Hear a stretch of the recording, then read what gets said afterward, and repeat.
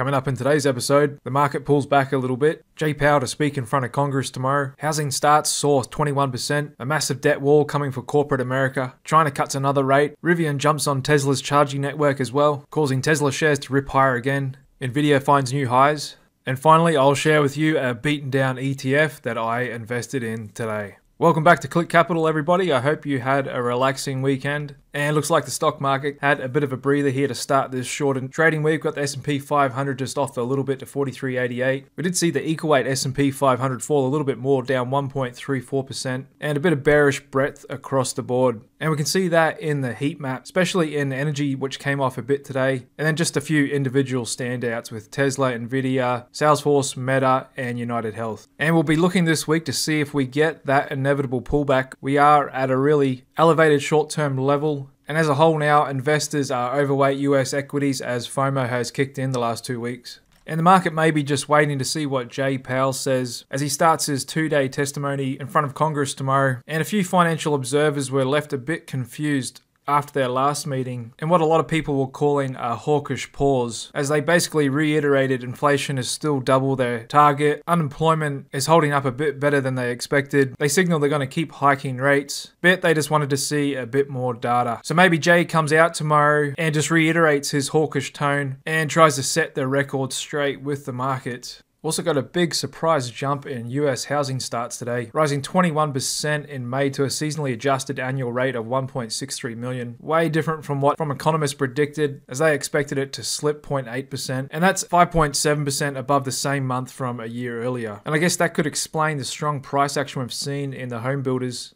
Here's the ETF XHB, although we did just put in a 13 count today on overbought conditions. And we've still got China scrambling to put a floor under their economy. With news today, they cut their bank loan prime rate in the final step of a rapid round of policy easing designed to try and reinvigorate growth in the world's second largest economy. And as we predicted a few weeks ago, after Ford and GM partnered with Tesla to allow their drivers to use the Tesla supercharging network, we've now seen another EV maker today, Rivian, sign an agreement to do the same thing. And just like Ford and GM's stock price have benefited from that news, so has Rivian today as well, finishing up 5.5%, and Tesla once again just ripping higher, absolutely lapping the market, up 5.3%, trading up to 278 here in post hours as I speak on strong volume. And this short-term momentum train in Tesla is showing no signs of stopping, even though we are super technically overbought in the short term. And I'm a long-term Tesla holder myself, and all this news does is just reiterate my concrete belief that Tesla is just way out in front of the competition.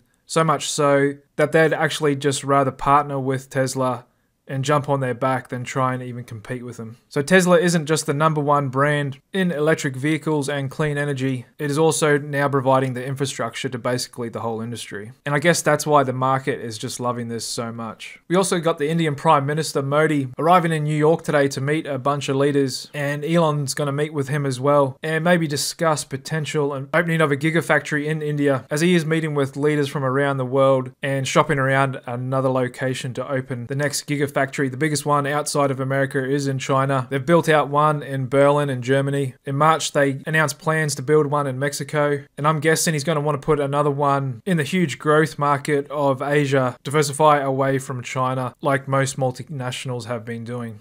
And as much as we all want falling inflation, Morgan Stanley argues that could actually eat into corporate profits and further accelerate the corporate earnings recession that we're already in. That's because falling prices can eat into revenue growth and hurt corporate earnings. So they're arguing that the inflation we've seen the last couple of years has actually helped to lift earnings from the increasing prices. And they're saying corporate earnings could fall another 16%, and that could weigh on stocks, especially as the government has introduced heavy spending cuts and the Fed continues to reduce the size of its balance sheet and looks to further increase its rates as well. And don't forget, there is a huge debt wall coming to the market in January, with hundreds of billions of dollars worth of debt that was issued during the pandemic going to mature, and they will have to refinance at much higher rates if they can at all. And right now, the US junk bond market holds the shortest average time to maturity ever. And so we're already seeing this issue unfold in the commercial real estate market. However, that's going to spill over to the rest of the economy starting early next year. Fed fund futures traders are growing more confident the Fed will hike in July 26th, now with the probability at 77%. Fear and greed index just pulled back a little bit today. It's still really elevated elevated here at 79. A little bit of a quieter day in the options market, 35.7 million contracts traded and still really high, 57% calls. Dark pool traders showed some signs of buying today with the DIX jumping up to 52%. The corporate insiders still selling more stock than they're buying, almost 4-to-1 on Friday's data. Okay, back into the charts, and today I wanted to share with you a beaten down ETF that I invested in today. And that was none other than the Advisor Shares Pure US Cannabis ETF under the ticker symbol MSOS. And here's a screenshot from my brokerage account. It got filled right on the open at 5.48. And there's a few reasons why I invested in this, which I'll go over with you right now, technical and fundamental. Okay, first I'll take you out to a weekly chart, which you can see it's been beaten down so much. From the buzz we had in early 2021, along with the rest of the market, we got up to 56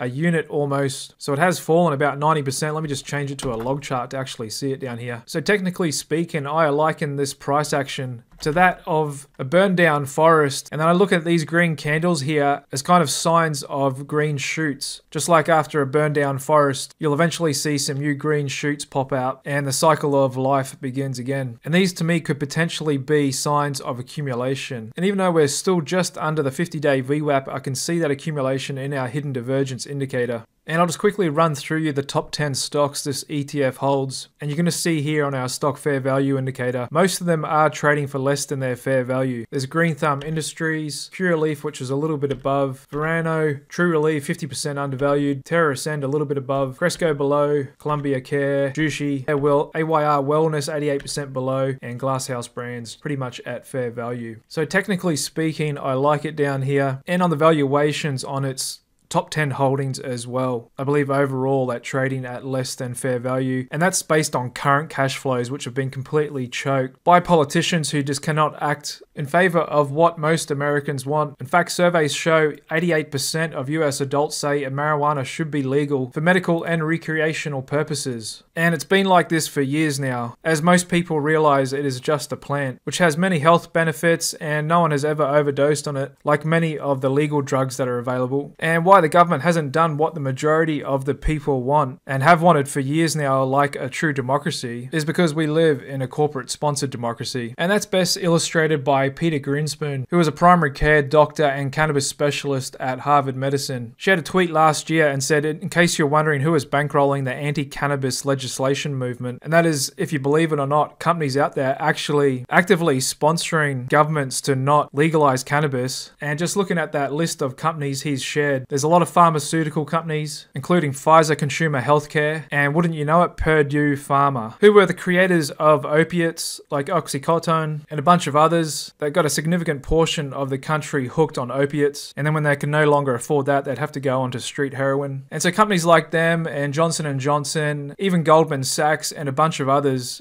are actively sponsoring governments to prevent cannabis from becoming legal against the wishes of the majority of the country. And that's because their profits are threatened by this natural plant. And we can see that in this chart here, with fewer pills prescribed in medical pot states for things like pain, anxiety, nausea, sleep disorders, depression, so on, which cannabis can more naturally treat and more affordable and with less harmful side effects and risks than the pharmaceutical pills that all those companies sponsoring the anti-cannabis movement try and push and sell onto people. So hopefully Joe Biden hasn't forgotten that he made a campaign promise to legalize cannabis, and hopefully he comes through and makes good on his words. And Congress has another chance to get the Safe Banking Act through, which is a big milestone that industry needs. And so cannabis is still illegal at the federal level, making banks not wanting to deal with cannabis companies out of fear that they'll be prosecuted because it goes against federal laws. And so much of the industry has to operate on a cash basis, which makes it really complex and confusing and dangerous because they're getting robbed all the time. So the Senate's going to be looking at the Safe Banking Act in about a month or so, and hopefully it can make it through there on the way to the president's desk, and hopefully he can take initiative as well to do the right thing here and give the people what they want, instead of siding with the pharmaceutical companies which make up the minority. And according to some industry insiders,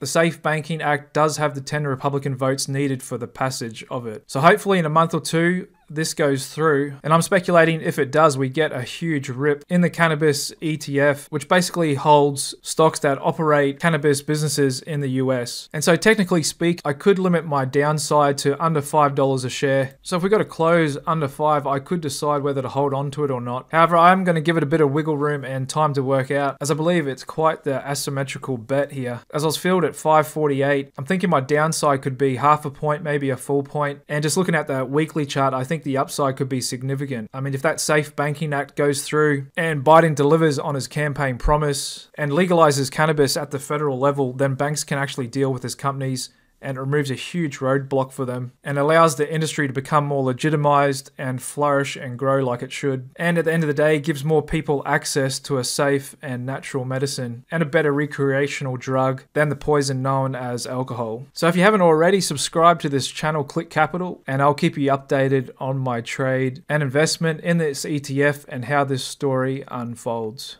Okay, back to the main indices. And for my regular viewers, you know I introduced a new indicator late, and I just changed its name again. I promise it's the last time. So it was initially called Rangefinder, then I changed it to Swing Oscillator. However, a few people got confused between that and our other indicator, the SP500 oscillator, which is this one here. And so the SP500 oscillator is designed just for the S&P 500 index on the daily time frame. It's used to help identify overbought and oversold levels. And a lot of data goes into this indicator, not just technicals. So we're looking at the volatility market, breadth, and a few other things to determine where the market's at. So I renamed the swing oscillator to the Dynamic Swing Index, or the DSI for short. So I'll refer to it as a DSI from now on. And so this is my unique custom indicator, which I've made to be more superior to the RSI, as it looks at a lot more things than what the RSI does. And it'll typically oscillate between an overbought level of around 10 and oversold of -10. However, why I've called it the Dynamic Swing Index is because the overbought and oversold levels are ever changing and dynamic and adjust to each individual asset. So you can see the overbought on the SPY is 9.5, oversold is 7.2. Then on the Qs now we've got overbought at 12.1, a bit higher. So a DSI indicator and a bunch of other new ones are going to be available on our website, clickcapital.io, later this week. And stay tuned, because next week I'm going to offer a deal for you guys on all 20 of our custom indicators that I use every day as well. So make sure you stay tuned in for that. But let's take you through the rest of the charts today. We've got the TSX falling a little bit now below its 50, and same with the FTSE as well. Still got the DAX holding up a bit better. The Nikkei as well, as apparently Warren Buffett invested more into Japanese stocks. Nice little bump up in the ASX 200, and the China's turned back down as well. Over to volatility day, we've got the VIX 9-day jump in a bit here today. The market might be expecting a little bit of movement with Jay Powell's testimony over the next 2 days. Still just a little bit below the VIX 30-day, which fell a little bit today to 13.8.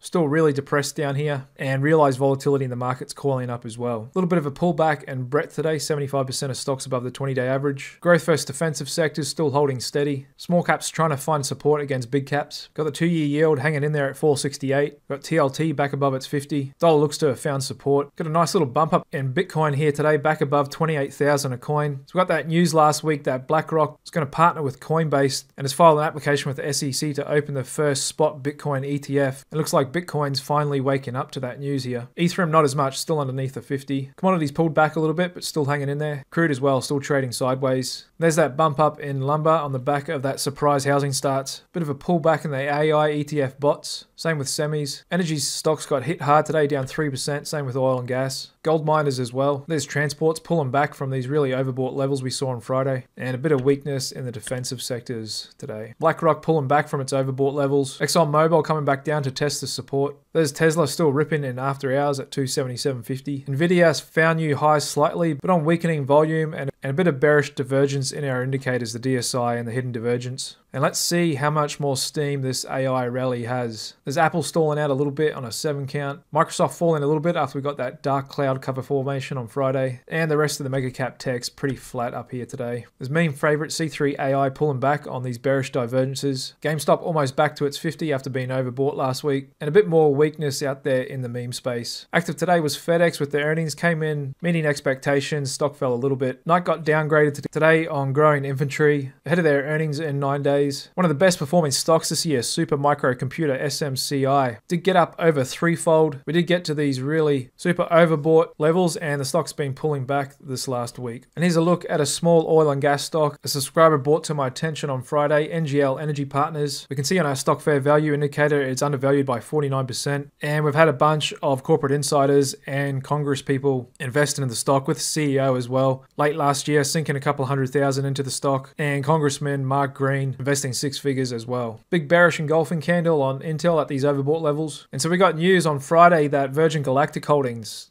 under the ticker SPACE, is going to launch their first commercial space flight next month. Market gapped up Friday, sold off, but looks to completely reverse today, up 27% on volume. There's one of my shorts, Royal Caribbean Cruises, just kind of consolidating up here. And a bit of weakness out in the regional banks there today. And the big guys as well, pulling back a little bit. Alright guys, there it is. A bit of a soft start to the week. Small range day, just a little pullback. We'll be looking at Jay Powell's testimony tomorrow. Wouldn't be anything too surprising. He's probably just going to reiterate everything he said that we got from the decision. And the market will just be paying attention to see if he's more hawkish or dovish than when we last heard from him. The market is still super technically overbought up here. And with my trade today in the cannabis ETF, holding that long and expect to hold that long for probably at least another month or two, looking for that Safe Banking Act to pass. If it does, we should get a really good pop in which I'll trim my position. Otherwise, I may look to hold it a bit longer, maybe a year or two, as hopefully the government does the right thing and legalizes the cannabis industry for the greater good of society, and the industry can finally flourish and find some new capital and growth, and much easier and safer to do banking. So with all that, I'm still moderately net short 50%, and we'll see what the rest of the week brings us. All right, guys, that's it. Thanks for sticking with me, and I'll see you again tomorrow.